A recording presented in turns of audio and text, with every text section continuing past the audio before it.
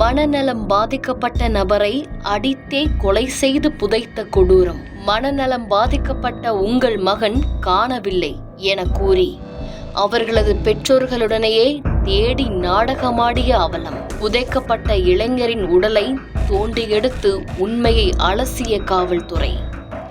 என்ன நடந்தது விரிவாக பார்க்கலாம். உடல் மற்றும் மன வலிமைகளுடன் பிறந்து வாழ்வியல் நடத்தும் குழந்தைகளின் மத்தியில் மாற்றுத்திறன் கொண்டு பிறக்கும் குழந்தைகளின் வாழ்வியல்களை அவர்களின் பெற்றோர் மட்டுமின்றி அரசும் தொடர்ந்து கண்காணித்து அவர்களின் வாழ்வாதாரத்தை உயர்த்த வேண்டும் என்ற வலியுறுத்தல் தொடர்ந்து கொண்டே இருக்கும் இதே வேளையில் மனநலம் குன்றிய ஒரு குழந்தையை அடித்து துன்புறுத்தி குழி தோண்டி புதைக்கும் அளவிற்கு சமூகம் சென்று கொண்டிருப்பதை எடுத்துக்காட்டும் நிகழ்வாக கோயம்புத்தூரில் ஒரு சம்பவம் அரங்கேறியிருக்கிறது. கோயம்புத்தூர் மாவட்டம் மகாலிங்கபுரம் முல்லை நகர் பகுதியில் யுத்திர சாரிட்டபிள் ட்ரஸ்ட் என்னும் பெயரில் தனியார் மனநல பாதிக்கப்பட்டவர்களுக்கான சிறப்பு பள்ளி மற்றும் மறுவாழ்வு காப்பகம் செயல்பட்டு வருகிறது. இங்கு மனநலம் பாதிக்கப்பட்ட 23 மாணவர்கள் படித்து வந்த நிலையில் சோமனூர் பகுதியைச் சேர்ந்த ரவிக்குமார் என்பவரின் 22 வயது மகனான வருண்காந்த் சற்று மனநலம் பாதிக்கப்பட்டு கடந்த 3 மாதங்களுக்கு முன்பு அங்கு சேர்க்கப்பட்டார். அப்போதே அடுத்த 6 மாதங்களுக்கு வருண்காந்தை பெற்றோர் மற்றும் உறவினர்கள் யாரும் பார்க்க முடியாது எனவும் அப்படி பார்ப்பதால் மற்ற மாணவர்களும் பாதிக்கப்படுவார்கள் என கூறி பல நிபந்தனைகள் விதிக்கப்பட்டதாக கூறப்படுகிறது. அதனை கேட்டு தங்கள் குழந்தை நல்ல சிகிச்சை பெற்று நல்ல முறையில் வீடு திரும்பினால் போதும் என கூறி அடுத்த 6 மாத காலத்திற்கு பார்க்க வரமாட்டோம் என உறுதியளித்துள்ளனர். இப்படியே 3 மாத காலங்கள் ஓடிச் சென்ற நிலையில் கடந்த 15ஆம் தேதி மனநல காப்பகத்தில் இருந்து ரவிக்குமாருக்கு போன் அழைப்பு வந்தது. அதில் காப்பகத்தில் இருந்து மாணவர்கள் அனைவரும் ஆழியார் அணை பகுதிக்கு சுற்றுலா சென்றதாகவும் அப்போது உங்களது மகன் மட்டும் காணாமல் போனதாகவும் தெரிவிக்கப்பட்டது. மேலும் உடனடியாக கிளம்பி காப்பகத்திற்கு வருமாறும் ரவிக்குமாருக்கு அழைப்பு விடுக்கப்பட்டது. இதை கேட்டு அதிர்ச்சி அடைந்த ரவிக்குமார் தனது உறவினர்கள் சிலரை அழைத்துக் கொண்டு உடனடியாக காப்பகத்திற்கு சென்றுள்ளார். காப்பகத்திற்கு வந்த ரவிக்குமாரின் காப்பக அறக்கட்டளையின் நிர்வாகி கிரிராம், மேற்பார்வையாளர் ரித்தீஷ் ஆகியோர் உங்கள் குழந்தையை காணவில்லை எனவும் காவல் நிலையத்தில் புகார் அளித்துள்ளதாகவும் கூறியுள்ளனர்.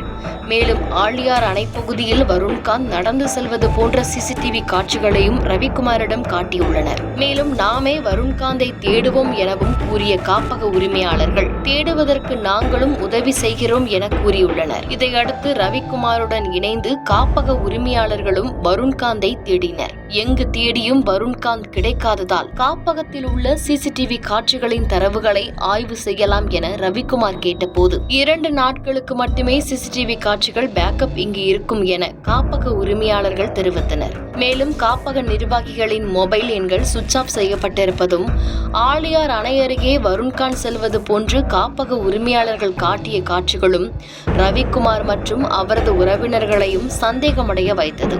இதனால் காப்பக உரிமையாளர்களுக்கு தெரியாமல் அங்கு பணிபுரியும் ஊழியர்கள் சிலரிடம் விசாரிக்க தொடங்கினர். அப்போது விசாரிக்கும் போதே அவர்களுக்கு பல திடுக்கிடும் தகவல்களும் கிடைத்தன. அதாவது வருண்காந்த் காணாமல் போனதாக சொல்லப்படும் தேதிக்கு முன்பாகவே அவர் காப்பகத்தில் இருந்து காணாமல் போய்விட்டதாகவும் அவர் காணாமல் போன நாளில் இருந்து அவரது படுக்கைகள் மற்றும் உடைமைகள் வேறொரு அறைக்கு மாற்றப்பட்டதாகவும் ஊழியர்கள் தெரிவித்தனர். மேலும் இங்கு சிகிச்சை பெறுபவர்களை அடித்து சித்திரவதை செய்வதை இங்குள்ள காப்பக உரிமையாளர்கள் வழக்கமாக கொண்டிருப்பதாகவும் அவர்கள் தெரிவித்தனர். காப்பக ஊழியர்கள் தெரிவித்த தகவலின்படி வருண்காந்த் காணாமல் போன சம்பவத்தில் ஏதோ மர்மமும் திட்டமிடலும் இருப்பதை உணர்ந்த அவரது உறவினர்கள் கோவை மாவட்ட காவல் கண்காணிப்பாளர் அலுவலகத்தில் புகார் அளித்தனர். மேலும் இந்த சம்பவம் தொடர்பாக தங்களுக்குள் இருக்கும் சந்தேகங்களை விரிவாக தெரிவித்தனர். இச்சம்பவத்தின் வீரியத்தை புரிந்த காவல் கண்காணிப்பாளர் கார்த்திகேயன் தனிப்படை அமைத்து விசாரணை மேற்கொள்ள உத்தரவிட்டார். அதன் பேரில் காப்பக உரிமையாளர்கள் மற்றும் சந்தேகத்திற்கிடமான ஊழியர்கள் சிலரிடம் போலீசார் தனித்தனியே விசாரணை மேற்கொண்டனர். அப்போதுதான்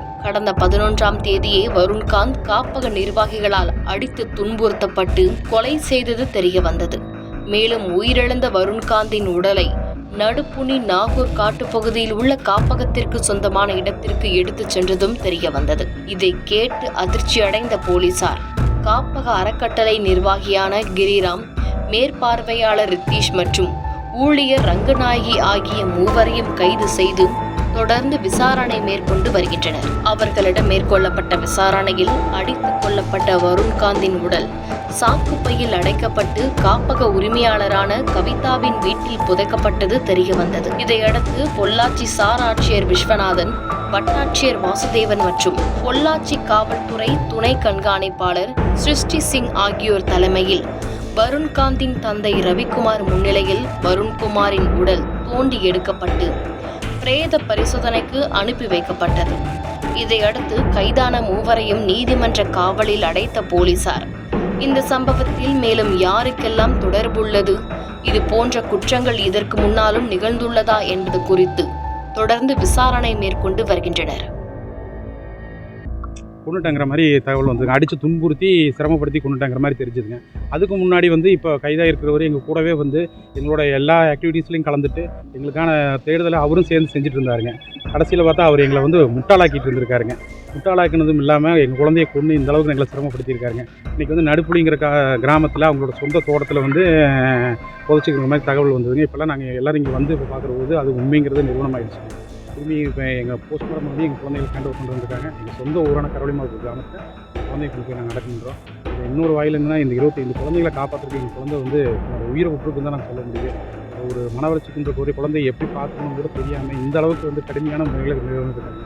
இப்போ நான் வணக்கக்கூடிய ஐயா ஸ்டாலின் ஐயாக்கு நான் கேட்டுக்கிறது, இன்னும் இருக்கிறவங்கள அரெஸ்ட் பண்ணி அவங்களுக்கு தக்க நடவடிக்கை எடுத்து இந்த மாதிரி ஒரு மோசமான சூழ்நிலை நடக்காமல் பார்த்துக்கணும்னு நம்மளோட தாழ்மையோட உங்களை வாயிலாக நான் கேட்டுக்கிறேன். நன்றி, வணக்கம்.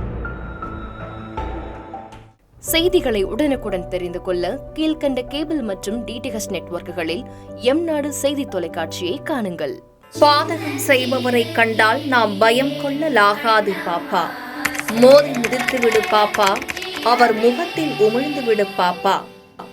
அண்மை செய்திகளை உடனுக்குடன் தெரிந்து கொள்ள இணைந்திருங்கள் எம்நாடு தொலைக்காட்சியுடன்.